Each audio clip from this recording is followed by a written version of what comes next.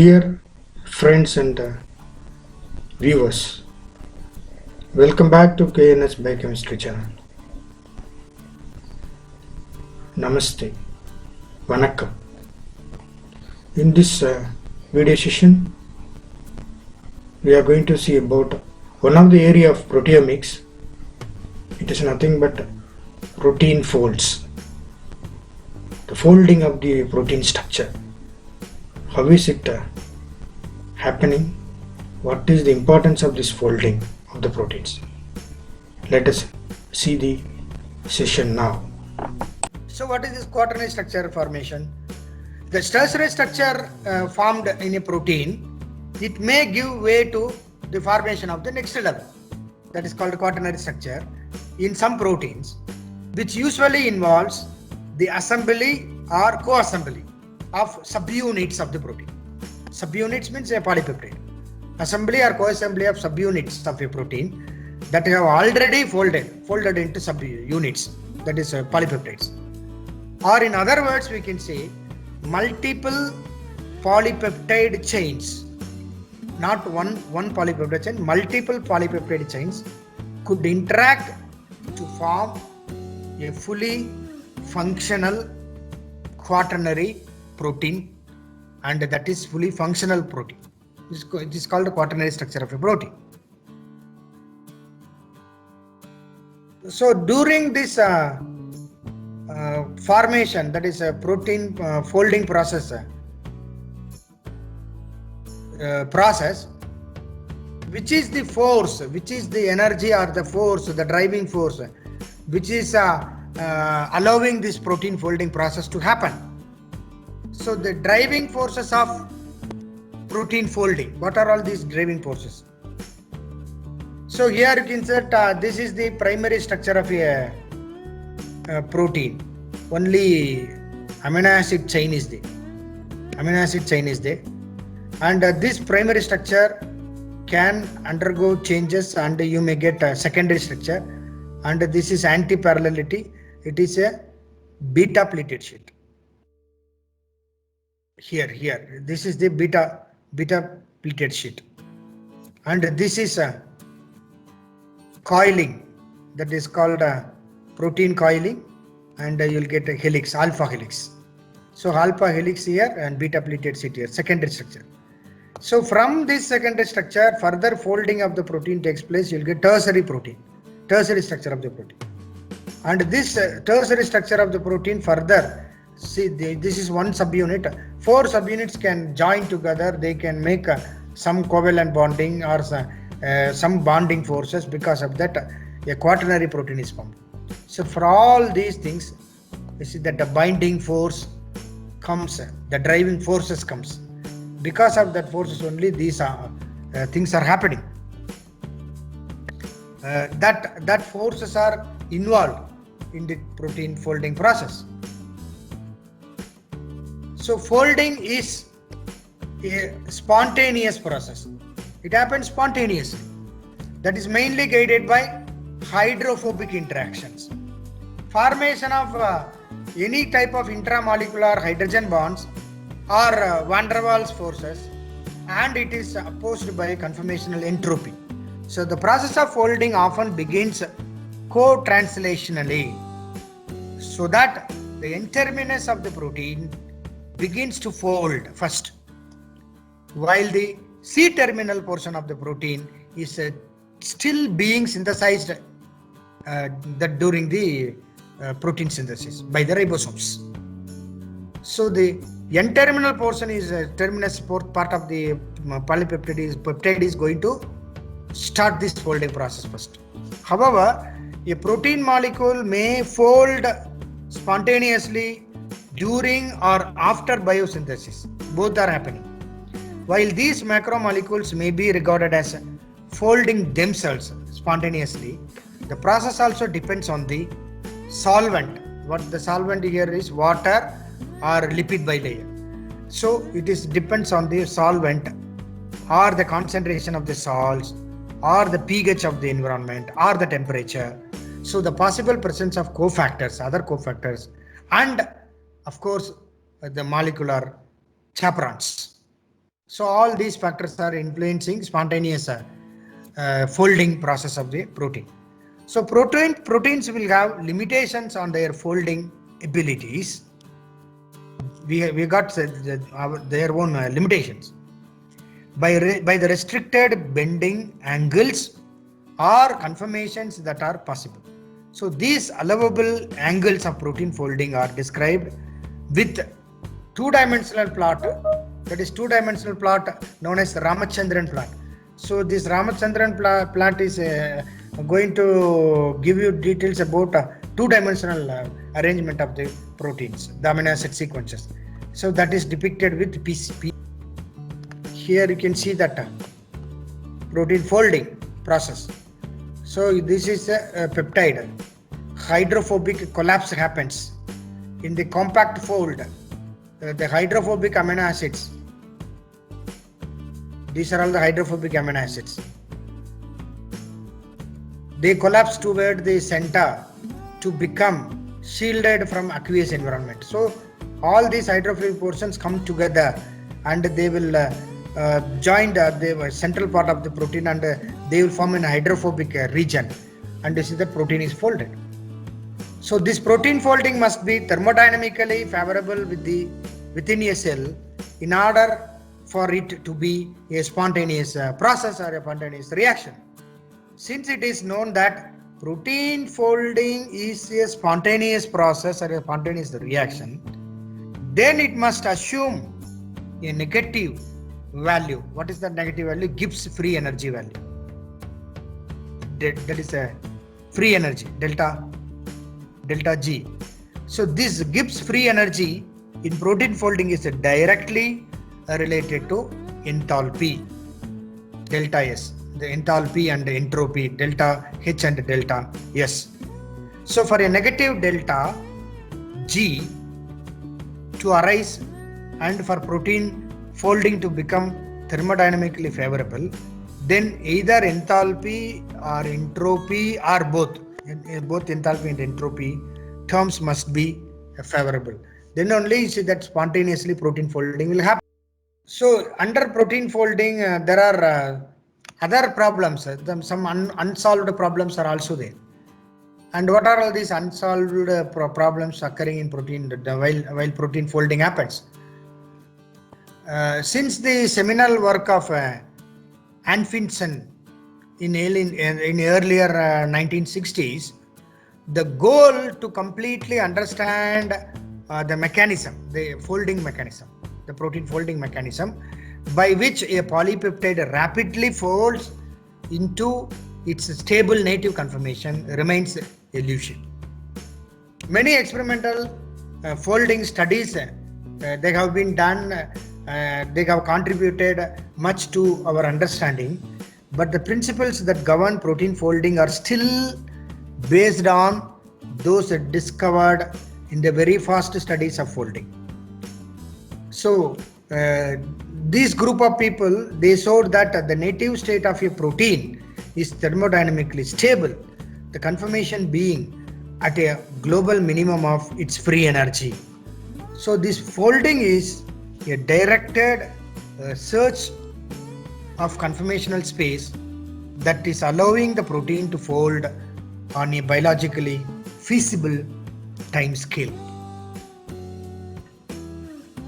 So this Leventhal paradox states that if an averaged size the protein molecule would sample all possible conformations before finding the one with the lowest energy capacity, so the whole process would take billions of years.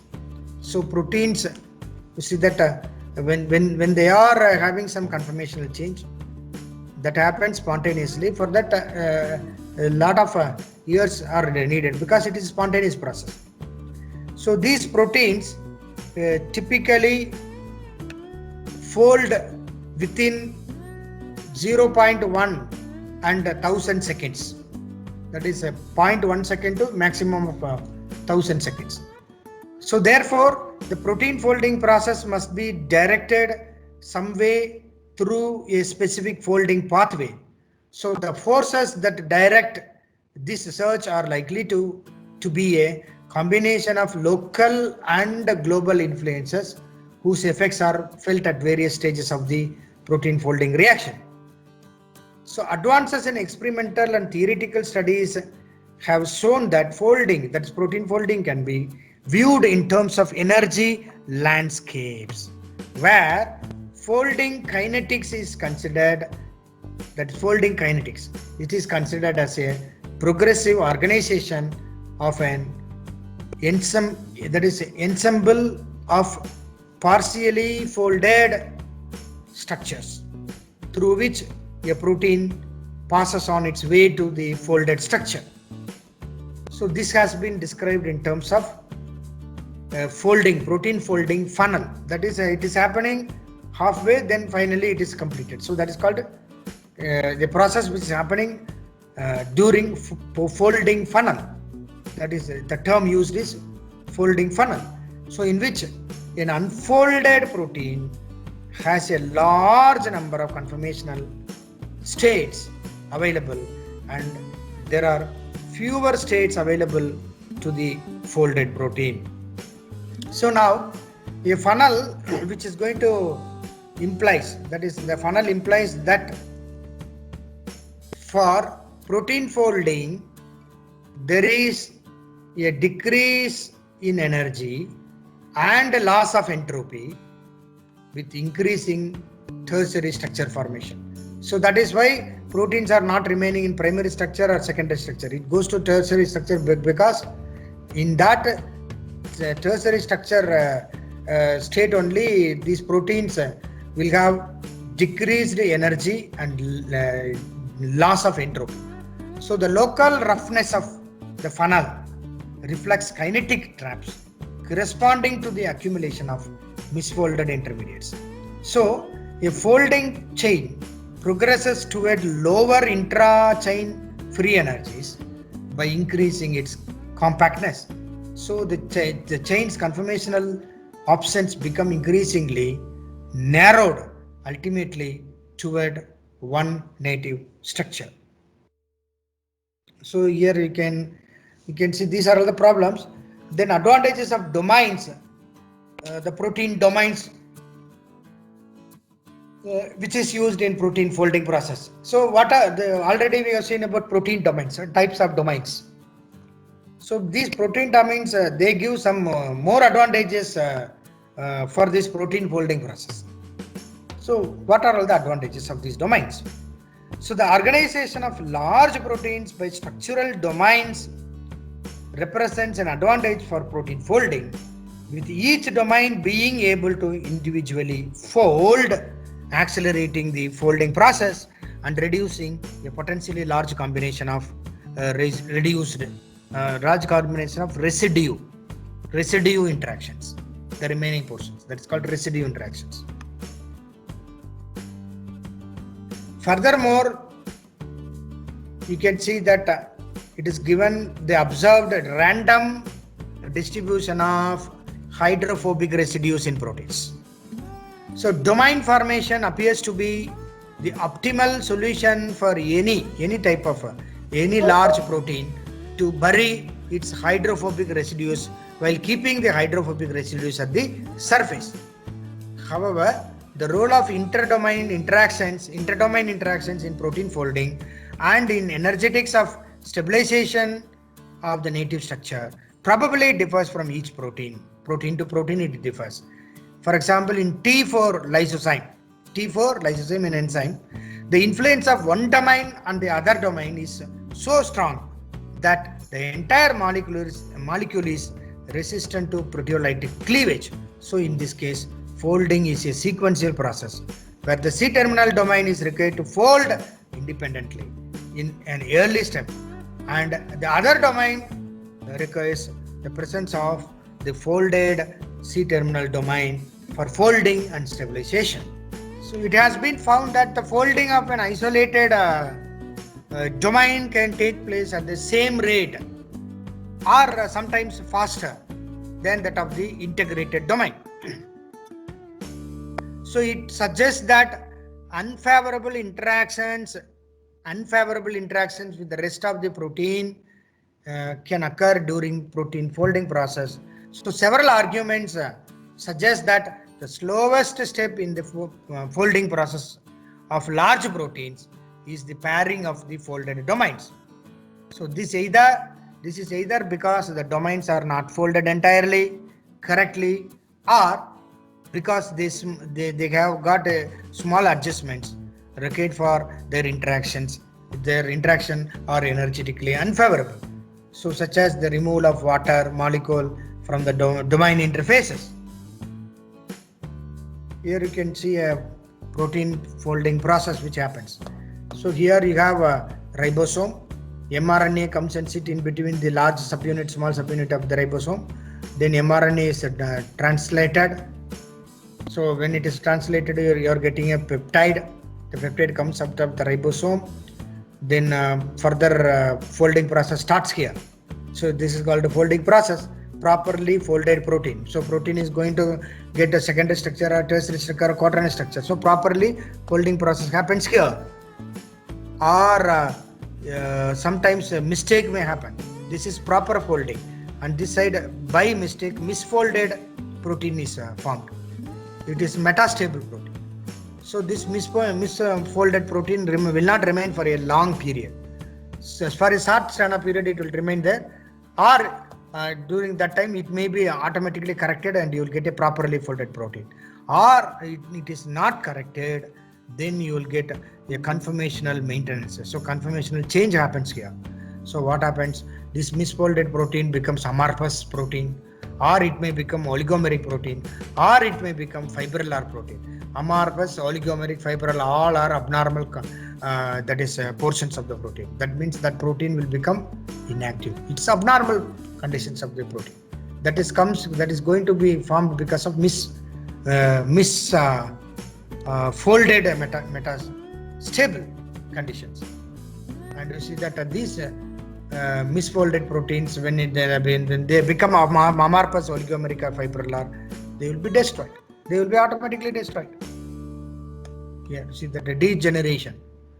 So here you see that you are having aggregation formation here, and they are again aggregation formation. After that they are degraded, and clearance by degradation. See that it is degraded. If it is a properly folded protein, it will remain there forever. So folding and unfolding.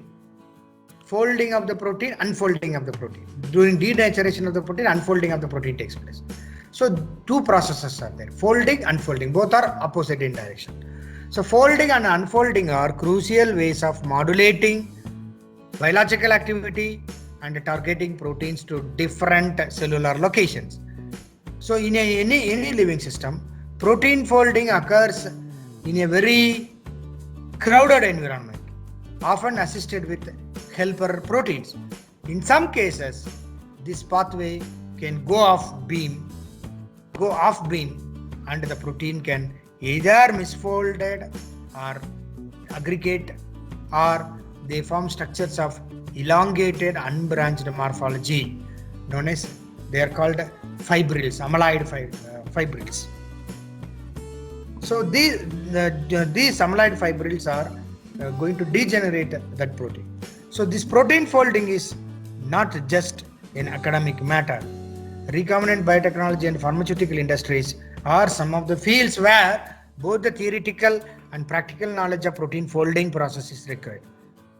So misfolded protein and the formation of these amyloid fibrils that escape the cellular quality control check are the basic reason of a number of increasingly widespread neurodegenerative disorders or diseases. So that this neurodegenerative disease comes because of that misfolded protein formation, such as Alzheimer's disease and the variant Creutzfeldt-Jakob disease. Here you can see that a protein before folding, after folding. Before folding you have a linear structure, after folding you are getting primary structure, secondary structure, tertiary structure. And here this is quaternary structure of a protein, this is tertiary structure of a protein, this is secondary structure alpha helix, secondary structure beta pleated sheet.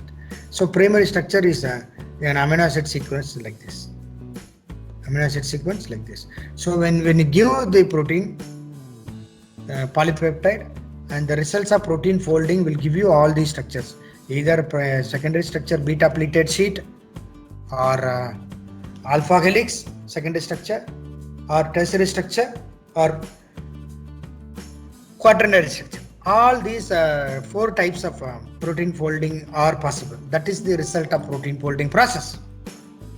All these 4 processes are possible, 4 structures are possible during folding process. When it starts, the end result will be the formation of all these 4 types of proteins.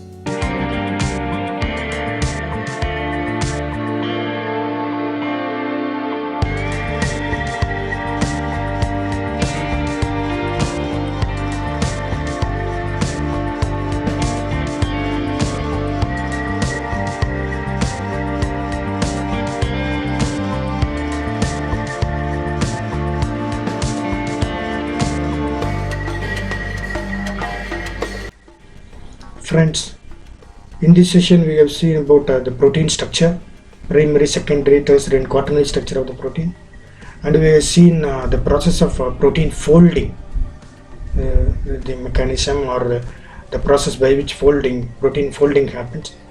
Then we have seen the importance of protein folds, especially in the formation of 3-dimensional, the 3D structure of the protein. Hope you have understood the topic. So during this COVID-19 situation, we are all in a position to wear the mask. Without mask, no one should go outside. When you are wearing the mask, you have to cover the entire nose area up to the mouth area, and that will be a safety measure to everyone. Hope you will follow that. I'll be coming back to you in another session. Until then, it is bye from KNS Biochemistry. Thank you very much. Namaste.